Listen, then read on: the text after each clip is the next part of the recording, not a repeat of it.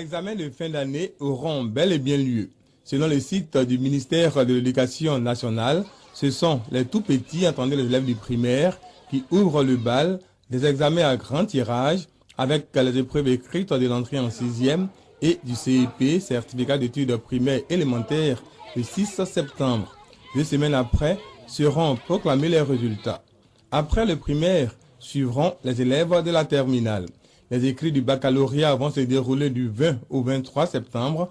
Les oraux et pratiques auront lieu une semaine avant, du 13 au 16 septembre, et les résultats seront connus le 10 octobre. Concernant le BEPC, le dernier sur la liste des examens du ministère de l'Éducation nationale, les compositions vont se dérouler du 4 au 5 septembre et les résultats sont prévus pour le 21 octobre.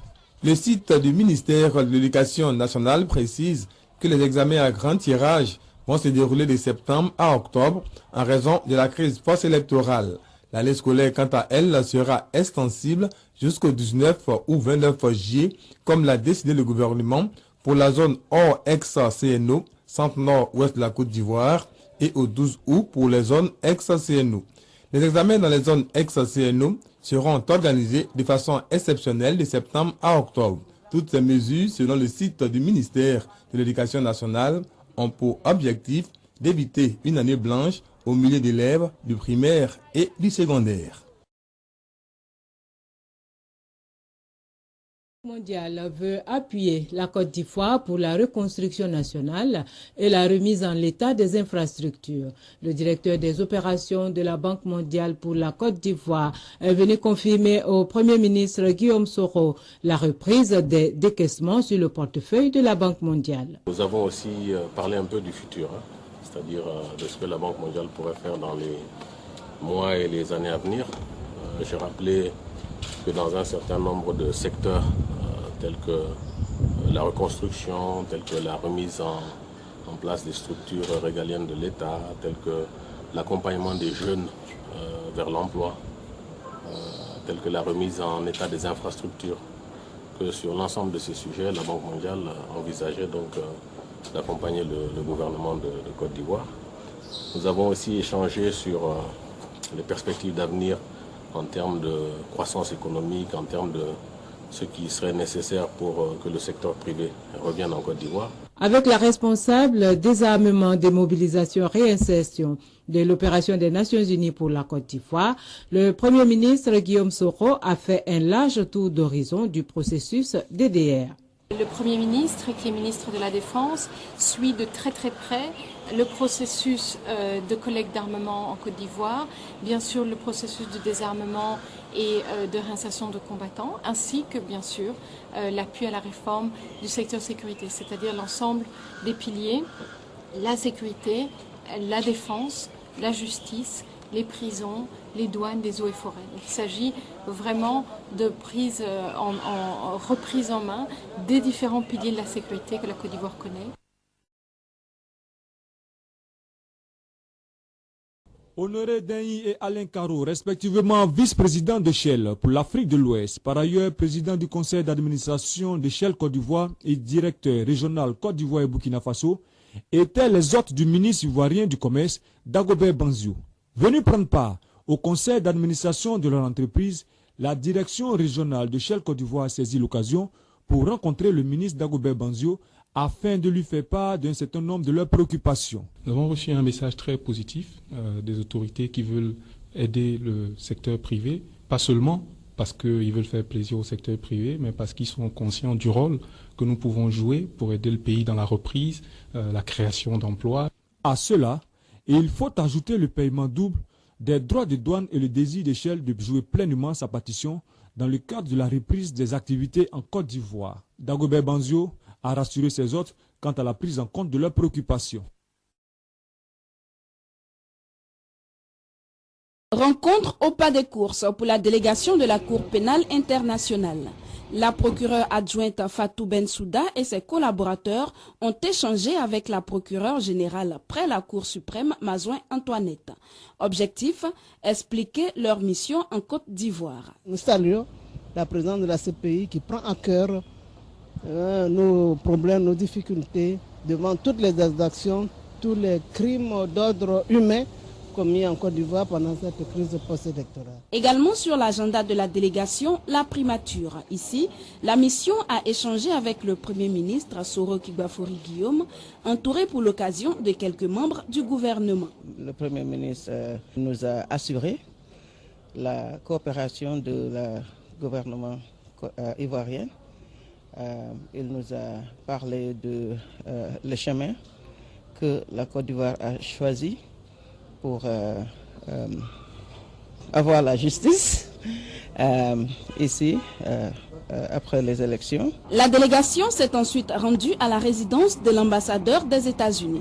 Une rencontre à huis clos avec plusieurs ambassadeurs accrédités en Côte d'Ivoire. Dernière étape du ministère de la Famille, de la Femme et de l'Enfant. Ce ministère entend jouer un rôle clé dans la procédure entamée par la CPI. Vu que les victimes de la crise post-électorale se comptent aussi chez les femmes et chez les enfants. Ce que nous allons faire en tant que ministre de ce département concernant les femmes et les enfants, c'est essayer de regrouper toutes ces femmes et ces enfants qui ont subi des exactions et faire en sorte de pouvoir les aider à porter plainte. Fatou Bensouda a révélé que si les juges de la CPI autorisaient l'enquête en Côte d'Ivoire, les bourreaux des femmes et des enfants seront traités avec beaucoup de rigueur. Pour la procureure adjointe de la CPI, la mission s'est achevée ce mercredi. Elle rassure cependant que le reste de l'équipe est sur le terrain pour continuer l'évaluation de la situation et ce, jusqu'au 6 juillet. De l'intégration africaine, Adama Bictogo a informé la presse des décisions et recommandations qui seront examinées par les chefs d'État de l'Union africaine. Il s'agit notamment des recommandations concernant des questions liées aux droits de l'homme avec le projet de création d'une cour pénale africaine.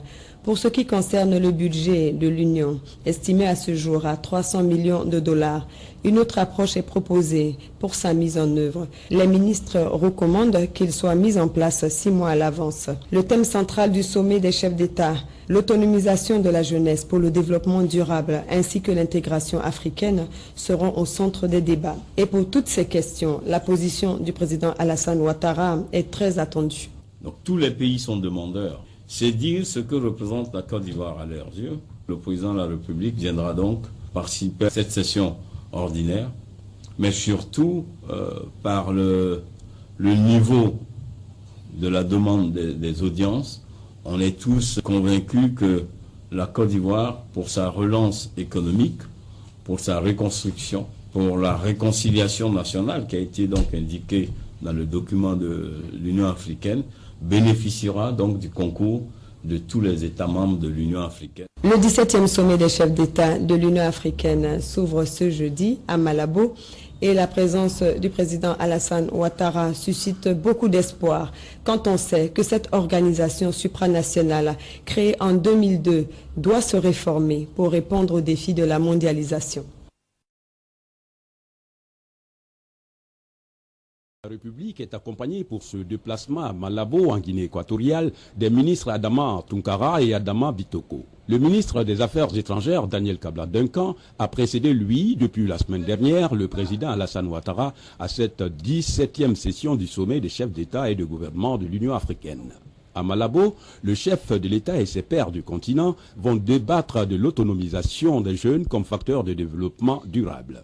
La question de la transformation de la Commission de l'Union en autorité et celle du suivi des décisions se trouvent également sur l'ordre du jour de ce sommet. Les chefs d'État et de gouvernement vont enfin discuter du budget de l'organisation panafricaine. Un budget évalué à 150 milliards de francs CFA.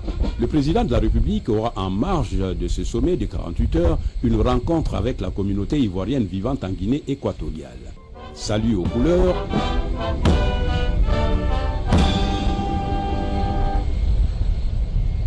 Passage en revue des troupes, salut des autorités civiles et militaires. Il était 13 h lorsque le président de la République a quitté Abidjan pour la 17e session du sommet de l'Union africaine, une première participation depuis la crise post-électorale.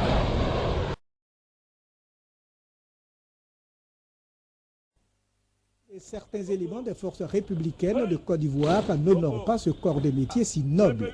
Chaque jour et à chaque instant, l'on enregistre des cas de vol, de braquage et de viol dont ils sont les auteurs. Informé de ces actes hautement criminels, le commandant Isiaka Ouattara était à la garde républicaine de Treichville pour y rencontrer les hommes de terrain.